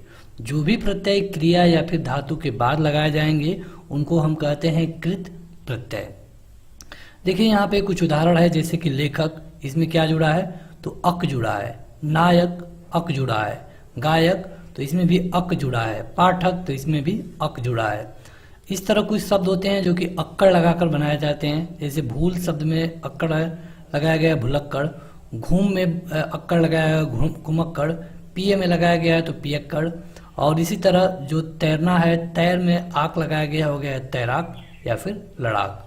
तो आप देखेंगे कि ये जो है ये संज्ञा है और इनके साथ लगाया गया था, या फिर ये क्रिया है इनके साथ ये लगाया गया था। तो कृत प्रत्यय वो होते हैं जो क्रिया या फिर धातु के साथ लगाए जाते हैं। अगला है तद्धित प्रत्यय। तो इसमें क्या होता है कि ये संज्ञा, सर्वनाम या फिर विशेषण के अंत में लगते हैं। अभी आपने इसके पहले वाला जो कृत प्रत्यय देखा वो क्रिया या फिर धातु के बाद लगाए जाते हैं, लेकिन इसमें जो दूसरा है तद्धित प्रत्यय, इसमें होता क्या है कि ये संज्ञा, सर्वनाम या फिर विशेषण के बाद में लगाए जाते हैं। संज्ञा, सर्वनाम और विशेषण को हमने ऑलरेडी कवर कर दिया है। अगर आपने नहीं देखा है तो इस वीडियो में पीछे जाके या फिर इसका प्लेलिस्ट चेक करके आप वहाँ से देख सकते हैं। तो यहाँ पे हमने देखा तद्धित प्रत्यय में कि इसमें संज्ञा, सर्वनाम और विशेषण होते हैं। जैसे कि लघु है, इसमें त जोड़ा गया है, हो गया है लघुता। बड़ा, इसमें आई जोड़ा गया है बड़ाई। सुंदर, सुंदरता। बूढ़ा, बुढ़ापा। तो इस तरह ये शब्द बनाए गए हैं। तो ये सारे जो शब्द बनते हैं ये तद्धित प्रत्यय के तहत आते हैं। यहाँ पे हम देखेंगे कृत प्रत्यय के प्रकार के बारे में, जो कि पहला था। तो कृत प्रत्यय भी दो तरह का होता है। इसमें से पहला होता है विकारी और दूसरा होता है अभिकारी। अभिकारी जिसको कि हम अव्यय भी बोलते हैं। कृत प्रत्यय में क्या होता है कि शुद्ध संज्ञा या फिर विशेषण से ये बनते हैं, और अभिकारी में क्या होता है कि ये क्रियामूलक विशेषण से बनते हैं। जब उदाहरण आएगा तो आपको ज़्यादा समझ में आएगा, और ये उतना पूछा आपसे परिभाषा नहीं पूछा जाता है कहीं पर, सीधे आपसे उदाहरण ही पूछा जाता है, इसलिए इसको उतना ध्यान देने की ज़रूरत नहीं है। अब हम बात करेंगे विकारी कृत प्रत्यय के भेद के बारे में। तो इसमें देखिए जो पहला होता है क्रियार्थक संज्ञा। जो क्रियार्थक संज्ञा होती है इसमें कृतवाचक संज्ञा, वर्तमान कालिक कृदंत और भूतकालिक कृदंत होता है। यहाँ पे हम देखेंगे, ये तो थे कुछ संस्कृत के, अब देखेंगे हिंदी के कृत प्रत्यय। हिंदी के जो कृत प्रत्यय होते हैं वो कृदंत शब्द से बनाए जाते हैं, और इनके जो प्रकार हैं ये हैं कृतवाचक, गुणवाचक, कर्मवाचक, करणवाचक, भाववाचक और क्रियावाचक, या फिर इसको क्रियाद्योतक भी बोलते हैं। इसमें कृतवाचक कृदंत जो होते हैं इसमें क्या होता है कि इसमें हम जो शब्द जोड़ते हैं वो जो होता है आक, वाला, वया, त्रि, उक, अन्न, अंकु, आऊ, आना, आड़ी, आलू, इया, इयल, एरा, एत, ओढ़, ओढ़ा, आकू, अक्कड़, बन, वया, सार, हार, हारा। तो इन सब प्रत्ययों से जो शब्द बनेगा तो इन सब प्रत्यय को हम कहते हैं कृतवाचक कृदंत। देखिए आपसे परीक्षा में क्या पूछा जाता है कि सीधे सीधे पूछा जाएगा कि बताइए कि तैराक में कौन सा प्रत्यय लगा है। तैराक में कौन सा प्रत्यय लगा है, आपको ऑप्शन दे दिया जाएगा क, या फिर आक, या फिर अक, या फिर तैर। तो सही उत्तर होगा आक। तो इस तरह क्वेश्चन पूछे जाते हैं, आपको बस इसे एक सामान्य जानकारी के लिए बस देख लेना है वीडियो को, और इस वीडियो के लास्ट में आप देखेंगे कुछ इससे रिलेटेड क्वेश्चन जो कि परीक्षा में कई बार पूछे गए हैं। तो तैर में आक जुड़ा है, लड़ना में आका जुड़ा है, खेलना में ये जुड़कर खिलाड़ी बन गया है, गाना में वाला जुड़कर गाने वाला बन गया है। इसी तरह देखेंगे गुणवाचक कृदंत को, तो इसमें क्या होता है कि इसमें आऊ, आलू, इया, इयल, एरा, वन, वया, सार इत्यादि शब्द जोड़े जाते हैं। तो जहाँ पे ये शब्द जोड़े जाएं जैसे कि आऊ है, आलू है, तो यहाँ पे इनको हम कहेंगे गुणवाचक कृदंत। जैसे कि टिकना में आऊ जोड़ा जाए तो हो जाएगा टिकाऊ, सुहाना में अगर वन जोड़ा जाए तो हो जाता है सुहावन। अगला देखते हैं, ये होता है कर्मवाचक कृदंत। तो इसमें क्या होता है कि इसमें जो शब्द जोड़ते हैं वो होते हैं औना, हुआ, नी और हुई। जैसे कि यहाँ जो चाटना होता है इसमें अगर नी जोड़े तो चटनी हो जाता है, सूंघना में सूंघनी हो जाता है, बिकना में अगर औना जोड़े तो बिकौना हो जाता है, खेलना में अगर औना जोड़े तो खिलौना बन जाता है।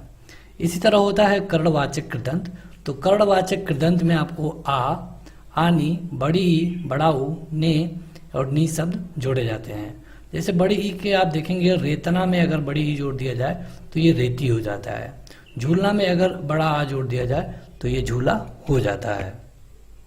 इसी तरह अगला होता है भाववाचक कृदंत। तो भाववाचक कृदंत के अंत में औ, बड़ा आ, आई, आप, आया, आओ, वट, हट, आहट, ई, औता, औती, त, ता, ती इत्यादि जोड़े जाते हैं।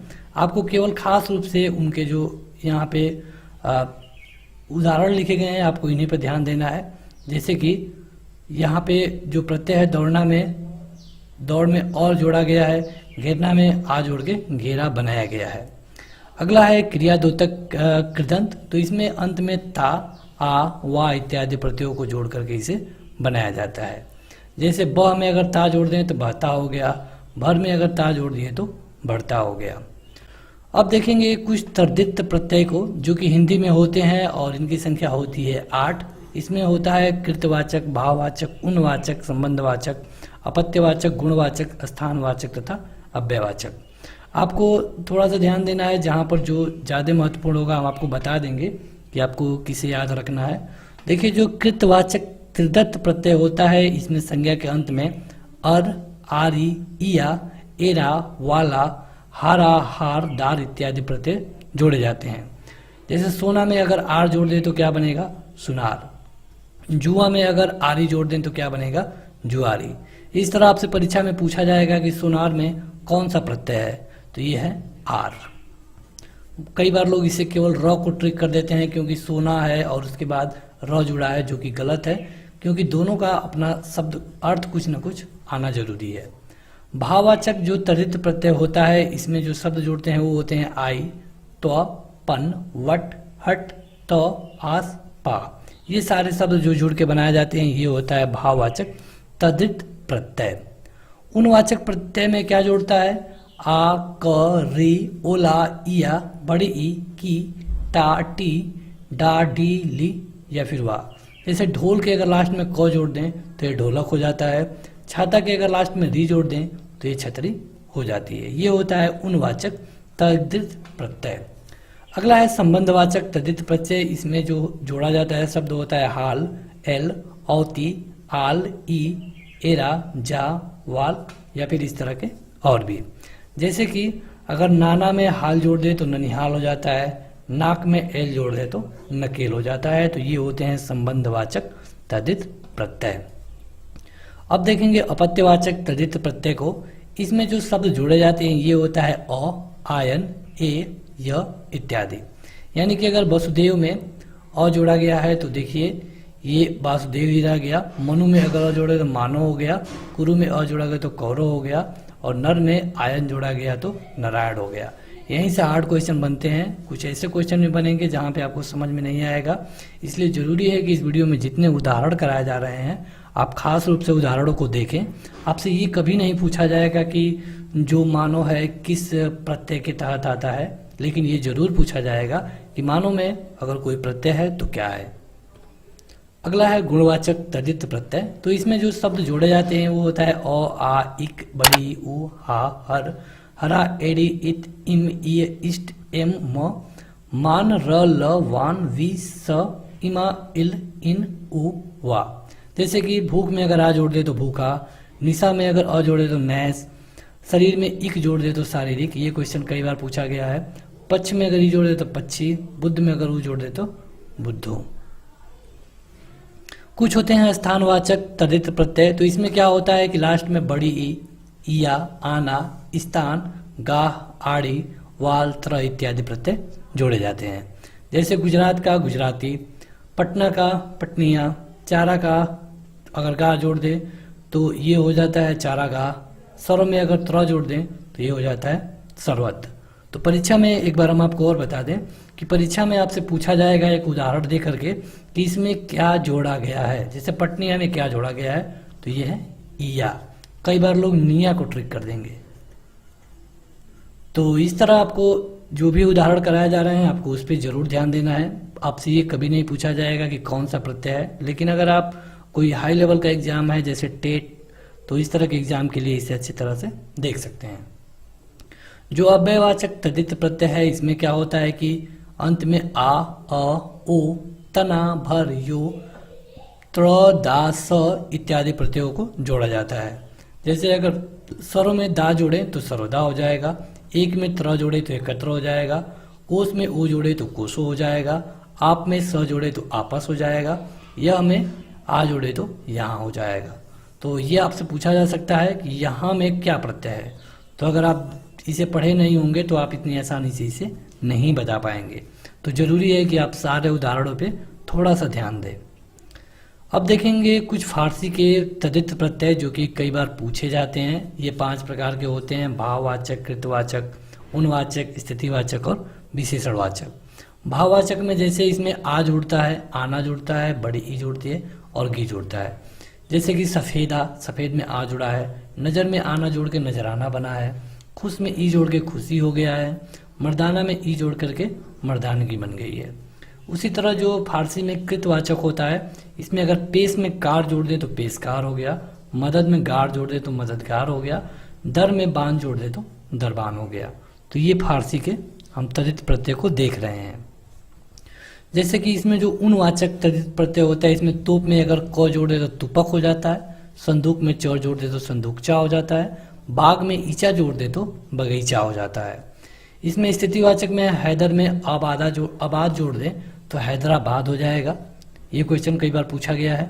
दौलत में खाना जोड़ दें तो दौलत खाना हो जाएगा, ईद में गाह जोड़ने पर ईदगाह हो जाएगा और हिंद में उस्तान जोड़ने पर हिंदुस्तान हो जाएगा।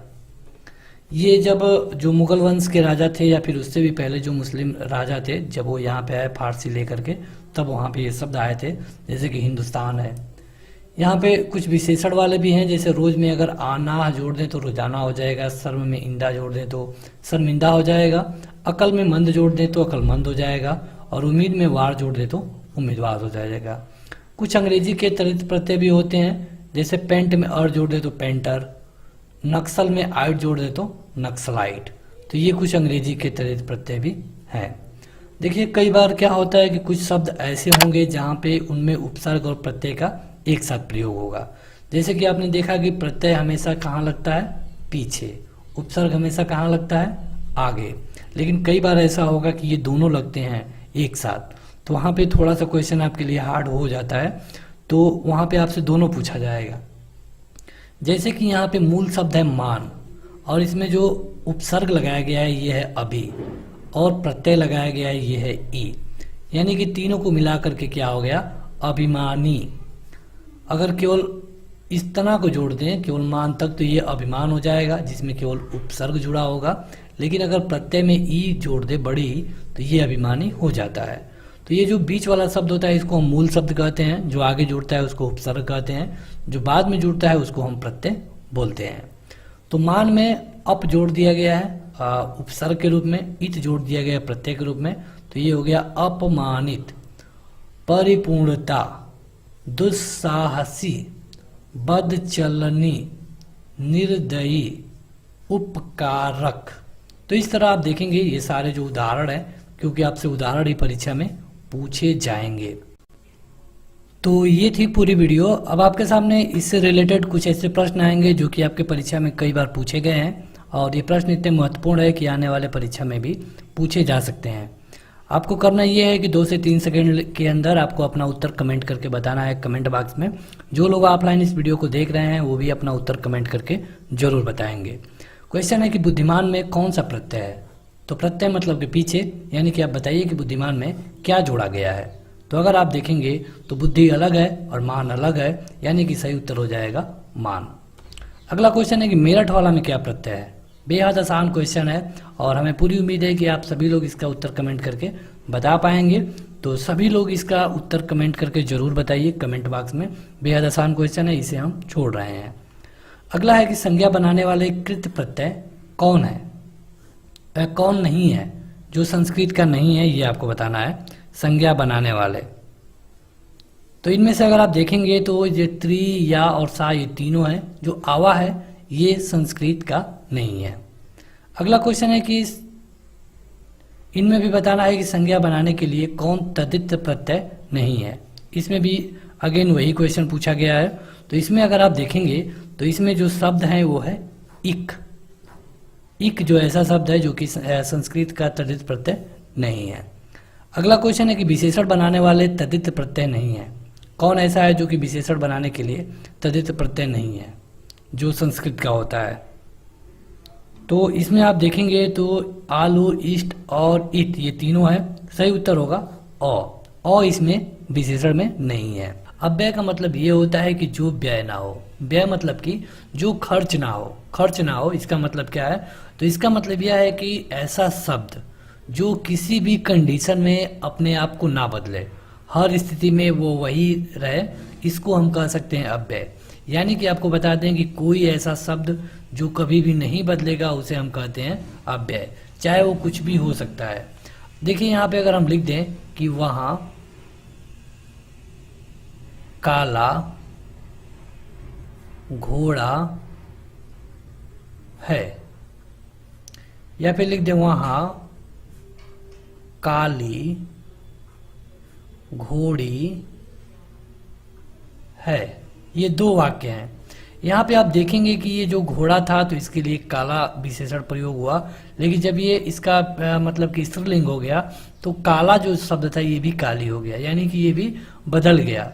तो इस तरह के शब्द जो बदल जाएंगे उसको अव्यय हम नहीं कहेंगे। लेकिन आप इसी वाक्य में देखेंगे एक शब्द है वहां, तो वहां काला घोड़ा के लिए भी प्रयोग हुआ है और वहां काली घोड़ी के लिए भी प्रयोग हुआ है। मतलब वहां एक ऐसा शब्द है जो किसी भी कंडीशन में नहीं बदला है, यानी कि इस वाक्य में अव्यय का होगा वहां। तो कहने का मतलब ये है कि ऐसे शब्द जो कभी भी ना बदलें अपनी स्थिति को, उसे हम कहेंगे अव्यय। जैसे कि जब, तब, अभी, अगर, वह, वहाँ, यहाँ, इधर, उधर, किंतु, परंतु, बल्कि, इसलिए, अतएव, अवश्य, तेज, कल, धीरे, लेकिन, चूंकि, क्योंकि। हालांकि बस इतना ही नहीं है, इसके अलावा और भी हैं, लेकिन यही वो शब्द हैं जो कि परीक्षा में आपसे बार बार पूछे जाते हैं। तो अव्यय का मतलब बस आप ये जानिए कि ऐसे शब्द जो किसी भी उन पे कोई भी क्रिया का या फिर वचन का प्रभाव ना पड़े, वो होते हैं अव्यय। अव्यय के भेद देखेंगे तो अव्यय कुल मिला के 4 तरह के होते हैं। इसमें से पहला होता है क्रिया विशेषण अव्यय, दूसरा होता है संबंध बोधक अव्यय, तीसरा होता है समुच्चय बोधक अव्यय और चौथा होता है विस्मय आदि बोधक अव्यय। देखेंगे पहला को, जो कि है क्रिया विशेषण अव्यय। तो देखिए, क्रिया विशेषण अव्यय का मतलब ये है कि यहाँ पे एक विशेषण प्रयोग होगा, जैसे कि तेज दौड़ता है या फिर धीरे धीरे चल रहा है। तो इस तरह जो क्रिया होगी उसके लिए विशेषण का शब्द प्रयोग होगा, जैसे कि तेज, अब, रात, धीरे धीरे, प्रतिदिन, सुंदर, वहाँ, तक, जल्दी, अभी, बहुत। तो इस तरह के शब्द आते हैं। जैसे उदाहरण दिया गया है कि वह यहाँ से चला गया, यहाँ एक शब्द है। घोड़ा तेज दौड़ता है, अब पढ़ना बंद करो, अब। बच्चे धीरे धीरे चल रहे हैं। तो यहाँ पे जो क्रिया के विशेषण प्रयोग होंगे उनको हम कहेंगे, और अगर इसमें कोई अव्यय होगा तो उनको हम कहेंगे क्रिया विशेषण अव्यय। तो ये था क्रिया विशेषण अव्यय। अब क्रिया विशेषण अव्यय भी कितने प्रकार के होते हैं ये भी पूछा जाता है। तो ये होता है मुख्यतः 3 प्रकार का, जिसमें से पहला है साधारण क्रिया विशेषण, दूसरा है संयोजक और तीसरा है अनुबंध। तो साधारण क्रिया विशेषण ये होता है कि इसमें जो क्रिया विशेषण प्रयोग किए जाते हैं ये साधारण होते हैं, ये सिंपल होते हैं, इसीलिए इनको हम साधारण क्रिया विशेषण अव्यय कहते हैं। जैसे हाय अब मैं क्या करूं, अब। बेटा जल्दी जाओ, जल्दी। अरे वह सांप कहाँ गया, तो कहाँ। तो इस तरह के जो शब्द होंगे ये होंगे साधारण क्रिया विशेषण अव्यय। देखिए, आपसे परीक्षा में कभी भी इस तरह का परिभाषा नहीं पूछा जाता है, लेकिन हम पूरे विस्तृत तरह से कवर कर रहे हैं ताकि आपका कोई भी एग्जाम हो, चाहे वो कोई भी लेवल का हो, तो उसके लिए आपको ये वीडियो काम कर दे। दूसरा होता है संयोजक क्रिया विशेषण अव्यय। तो संयोजक में आप देख सकते हैं, संयोजक मतलब होता है जोड़ना। तो जहाँ पे 2 वाक्यों को या फिर 2 उपवाक्यों को जोड़ करके एक वाक्य बनता है, और वहाँ पे जो क्रिया विशेषण अव्यय प्रयोग में लाए जाएंगे उनको कहेंगे संयोजक क्रिया विशेषण अव्यय। जैसे कि जब अंकित ही नहीं तो मैं जीकर क्या करूँगी। यहाँ पर है जहाँ पर अब समुद्र है वहाँ पर कभी जंगल था, जहाँ, वहाँ। यहाँ पे जब, तो ये जो शब्द हैं जो कि 2 वाक्यों को उपवाक्यों को जोड़ करके एक बड़ा वाक्य बना रहे हैं, तो इसमें जो अव्यय प्रयोग में लाया जाएगा उनको हम कहेंगे संयोजक अव्यय। देखिए, जहां पर भी आप कहीं पर भी देखेंगे जहां पर प्रयोग होगा वहां पर एक शब्द वहां पर आता है, तो ये हो गया संयोजक। अब तीसरा होता है अनुबंध क्रिया विशेषण अव्यय।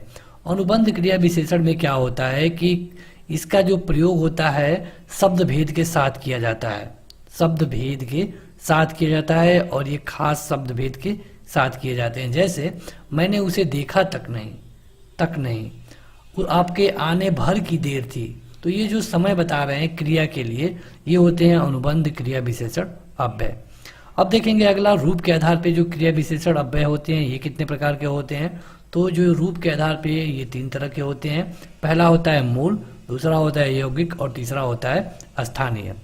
मूल का मतलब ये होता है कि ये अपना मूल रूप में होते हैं, इनको किसी के मेल की जरूरत नहीं पड़ती है, मतलब इसमें किसी के आने की जरूरत नहीं पड़ती है।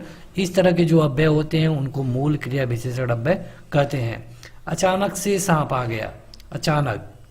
मैं अभी नहीं आया, अभी।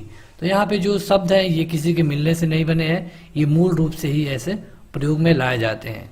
इसी में से अगला है यौगिक। तो यौगिक मतलब होता है जोड़ना। तो ये कुछ प्रत्यय या फिर पदों को जोड़ करके बनते हैं। तुम रात भर में आ जाना, रात भर। रात भर में देखिए 2 शब्द जुड़ा है, रात और भर। वह चुपके से जा रहा था, चुपके से। तो यहाँ पे 2 शब्द जुड़ा गया है। तो इस तरह के शब्दों को हम कहेंगे यौगिक क्रिया विशेषण अव्यय। इसमें से जो तीसरा होता है ये होता है स्थानीय क्रिया विशेषण। तो ये कुछ अन्य भेद ऐसे होते हैं जो कि विशेष स्थान पे प्रयोग किए जाते हैं। तो यहाँ पे उदाहरण देखेंगे कि वह अपना सिर पढ़ेगा, तुम दौड़कर चलते हो। तो यहाँ पे जो शब्द हैं तो ये किसी खास जगह पे प्रयोग किए जाते हैं। आप इस वीडियो में बने रहिए, आपको ये भी हम बताएंगे कि अव्यय से किस तरह के क्वेश्चन आपके परीक्षा में पूछे जाते हैं, और वीडियो के लास्ट में आपको इससे एक्सरसाइज भी मिलेगी। अभी आपने देखा रूप के अनुसार, अब देखेंगे अर्थ के अनुसार क्रिया विशेषण अव्यय कितने प्रकार के होते हैं। ये होते हैं 4 प्रकार के। पहला होता है कालवाचक, दूसरा स्थानवाचक, तीसरा परिमाणवाचक और चौथा रीतिवाचक। तो अब देखेंगे इसमें से एक एक को, जिसमें से पहला था कालवाचक क्रिया विशेषण। तो यहाँ पे होता क्या है कि किसी कार्य के व्यापार को समाप्त होने का पता चलता है। मतलब कि कोई भी व्यापार है या फिर कोई भी काम है, कहाँ तक हुआ है उसके काल का पता चलता है, जैसे कि वो भूतकाल में है, भविष्य काल में है या फिर वर्तमान में है। तो जहाँ पे उसके किसी काल का पता चले उस तरह की क्रिया विशेषणों को कालवाचक क्रिया विशेषण अव्यय कहते हैं। जैसे कि आजकल, अभी, तुरंत, रात भर, दिन भर, हर बार, कई बार, नृत्य, कब, यदा, कदा, जब, तब, हमेशा, तभी, तत्काल, निरंतर, शीघ्र, पूर्व, बाद, पीछे, घड़ी घड़ी, अब, तत्पश्चात, तदंतर, कल, फिर, कभी, प्रतिदिन, दिन भर, आज, परसों, शाम, पहले, सदा, लगातार, ये शब्द आते हैं। अब देखिए इसमें से आप किसी भी शब्द को देखेंगे तो ये एक टाइम पीरियड को बता रहे हैं। जैसे रात भर, मतलब इस समय की रात भर की बात की जा रही है, या फिर तभी, कभी खास के उस समय की बात की जा रही है। तत्काल मतलब तुरंत। तो इस तरह के जो भी शब्द होते हैं ये कालवाचक क्रिया विशेषण होते हैं। जैसे वह नित्य टहलता रहता है, नित्य। वे कब गए, कब। सीता कल जाएगी, कल। वह प्रतिदिन पढ़ता है, प्रतिदिन। दिन भर वर्षा होती है, तो दिन भर। दूसरा होता है स्थान क्रिया विशेषण अव्यय। तो इसमें क्या होता है कि इसमें किसी स्थान का पता चलता है, इसमें किसी स्थान का पता चलता है। जैसे यहाँ पे जो शब्द प्रयोग होते हैं, वहाँ, भीतर, बाहर, इधर, उधर, दाएं, बाएं, कहाँ, किधर, जहाँ, पास, दूर, अन्यत्र, इस ओर, उस ओर, ऊपर, नीचे, सामने, आगे, पीछे, आमने, ये शब्द आते हैं। जैसे कि मैं कहाँ जाऊँ, तो कहाँ। तारा कहाँ, अवम किधर गया, कहाँ। सुनील नीचे बैठा, इधर उधर मत देखो, वह आगे चला गया, उधर मत जाओ। तो ये जो जिनको हमने अंडरलाइन किया है ये सारे स्थान क्रिया विशेषण अव्यय हैं। कहने का मतलब कि इसमें वही अव्यय आएंगे जो किसी स्थान को बताते हैं। अगला होता है परिमाणवाचक क्रिया विशेषण अव्यय। तो यहाँ पे क्या होता है कि उसके परिणाम का पता चलता है, जैसे कि उसे क्वांटिटी का पता चलता है, कितना है या फिर कैसा है, इस तरह का। जैसे कि जो शब्द आएंगे, काफी, ठीक ठाक, बहुत, कम, अत्यंत, अतिशय, बहुधा, थोड़ा थोड़ा, अधिक, अल्प, कुछ, पर्याप्त, प्रभुत, न्यून, बुध, स्वल्प, केवल, प्राय, अनुमानतः, सर्वथा, उतना, जितना, खूब, तेज, अति, जरा, कितना, बड़ा, भारी, अत्यंत, लगभग, बस, इतना, क्रमशः, ये शब्द आते हैं। जैसे अगर आप इसमें से किसी शब्दों को देखेंगे तो आपको ये पता चलेगा कि ये किसी का परिणाम बता रहे हैं, किसी का रिजल्ट बता रहे हैं। जैसे कि मैं बहुत घबरा रहा था, तो बहुत। कितना घबरा रहा था, तो बहुत। वह अतिशय व्यथित होने पर भी मौन था, मतलब ज़्यादा व्यथित हो गया था फिर भी मौन था। उतना बोलो जितना जरूरी हो, उतना, जितना। रमेश खूब पढ़ता है, खूब। तेज गाड़ी चल रही है, तेज। तो यहाँ पे जो शब्द है ये किसी का परिमाण बता रहे हैं या परिणाम बता रहे हैं, इसीलिए इनको हम कहेंगे परिमाणवाचक क्रिया विशेष अव्यय। चौथा होता है रीतिवाचक क्रिया विशेषण अव्यय। तो इसमें क्या होता है कि ये किसी की रीति या फिर विधि को बताते हैं। विधि मतलब कि कैसे हो रहा है काम, जैसे कि वैसे, ऐसे, अचानक, इसलिए, कदाचित, यथासंभव, सहज, धीरे धीरे, सहसा, एकाएक, झटपट, आप, ध्यानपूर्वक, धड़ाधड़, यथा, ठीक, सचमुच, अवश्य, वास्तव में, निसंदेह, बेशक, शायद, संभव है, हाँ, सच, जरूर, जी, एतव, क्योंकि, ना, मत, ये शब्द आते हैं रीतिवाचक क्रिया विशेषण में। जैसे उदाहरण देखेंगे, जरा सहज एवं धीरे चलिए, जरा सहज एवं धीरे। हमारे सामने शेर अचानक आ गया, कपिल ने अपना कार्य फटाफट कर दिया। तो ये सारे शब्द होते हैं रीतिवाचक क्रिया विशेषण अव्यय के रूप में। देखिए, आपको एक बार बता दें कि ये जो परिभाषा की बात हो रही है, ये आपके एक दिवसीय परीक्षा में यहाँ से क्वेश्चन नहीं पूछे जाएंगे। क्वेश्चन आपसे कुछ अलग तरीके के पूछे जाते हैं इसमें से भी, लेकिन जब हार्ड क्वेश्चन बनता है, जैसे कि अगर यूपी टेट हो या फिर कोई भी टेट हो, तो वहाँ पे इस तरह के क्वेश्चन पूछे जा सकते हैं। अब तो ये था पहला, अभी तक अव्यय चल रहा था। अब दूसरा देखेंगे संबंध बोधक अव्यय के बारे में। तो संबंध बोधक अव्यय में क्या होता है कि किसी न किसी का संबंध बताया जाता है, जैसे किसी के ऊपर, किसी के ओर, कारण, ऊपर, नीचे, बाहर, भीतर, बिना, सहित, मतलब किसी न किसी शब्द से संबंध बताया जाएगा। जैसे कि मैं विद्यालय तक गया, तो यहाँ पे तक, मैं विद्यालय तक गया, ये विद्यालय से संबंध बताया गया है। स्कूल के समीप मैदान है, स्कूल के, धन के बिना, तो यहाँ पे जो ऐसे शब्द हैं जो कि किसी से संबंध बता रहे हैं, उनको हम कहेंगे संबंध बोधक अव्यय। अब देखेंगे प्रयोग के आधार पर संबंध बोधक अव्यय कितने प्रकार के होते हैं। अगर बात करें प्रयोग की दृष्टि से, तो ये होते हैं 3 प्रकार के, सविभक्ति, निर्विभक्ति और उभय विभक्ति। इसमें से जो पहला है सविभक्ति, इसमें होता क्या है कि इसमें जो अव्यय होते हैं वो संज्ञा या फिर सर्वनाम के बाद आते हैं, जैसे कि आगे, पीछे, समीप, दूर, और, पहले, ये शब्द आते हैं। जैसे कि उदाहरण है, घर के आगे स्कूल है, उत्तर की ओर पर्वत है। तो देखिए यहाँ पे जो ओर है, ये हमेशा क्या होगा कि संज्ञा या सर्वनाम के बाद प्रयोग में लाए जाते हैं, इसे हम कहेंगे सविभक्ति अव्यय। दूसरा होता है निर्विभक्ति अव्यय। तो इसमें होता क्या है कि ये बिना संज्ञा के प्रयोग में लाए जाते हैं, जैसे कि वह रात तक लौट आया, रात तक है। वह जीवन पर्यंत ब्रह्मचारी रहा, पर्यंत। वह बाल बच्चों समेत यहाँ आया। तो यहाँ पे जो शब्द आएंगे भर, तक, समेत, पर्यंत, ये सब आते हैं। जो तीसरा है इसमें यह है उभय विभक्ति। तो इसमें क्या होता है कि इसमें दोनों तरह के आ जाते हैं, इसमें शब्द रहित और शब्द सहित दोनों होते हैं। जैसे कि जो शब्द आएंगे वो होगा रहित, बिना, और इसके द्वारा, पर द्वारा, ये सब आते हैं। जैसे पत्रों के द्वारा, रीति के अनुसार। तो ये जो शब्द हैं ये उभय विभक्ति के तहत आते हैं। अगला है समुच्चय में तीसरा, अव्यय में तीसरा समुच्चय बोधक अव्यय। तो इसमें क्या होता है कि कुछ ऐसे शब्द होते हैं जो कि 2 शब्दों, वाक्यों या फिर वाक्यांशों को जोड़ते हैं। इनको आप योजक भी कह सकते हैं, लेकिन ये मेन रूप से काम करते हैं जोड़ने का। जैसे कि कहीं पर सूरज निकला और पक्षी बोलने लगा, छुट्टी हुई और बच्चे भागने लगे, किरण और मधु पढ़ने चली गई, मंजुला पढ़ने में तेज है परंतु शरीर से कमजोर है, तुम जाओगे कि मैं जाऊं, माताजी और पिताजी, मैं पटना आना चाहता था लेकिन आ न सका। तो यहाँ पे जो शब्द आएंगे ये होते हैं तथा, लेकिन, मगर, वह, किंतु, परंतु, इसलिए, इस कारण, अतः, क्योंकि, ताकि, या, अथवा, चाहे, यदि, कि, मानो, यानी, तथापि, ये शब्द आते हैं समुच्चय बोधक अव्यय में। अब जो समुच्चय बोधक अव्यय होता है ये भी 2 तरह का होता है। इसमें से पहला होता है समानाधिकरण समुच्चय बोधक अव्यय और दूसरा होता है व्यधिकरण समुच्चय बोधक अव्यय। पहला देखेंगे ये होता है समानाधिकरण समुच्चय बोधक अव्यय।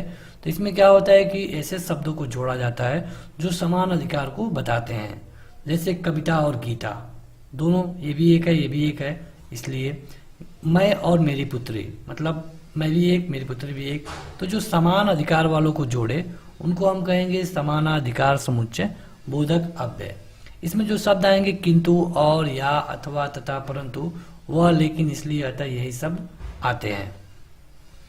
दूसरा होता है व्याधिकरण समुच्चय बोधक अव्यय। तो इसमें क्या होता है कि एक शब्द को मुख्य मान लिया जाता है और एक को गौड़, मतलब कि 2 शब्द होंगे तो एक मेन रहेगा एक मेन नहीं रहेगा, जैसे कि आप तत्पुरुष में देखते थे या फिर किसी भी समास में आपको देखने को मिलता था।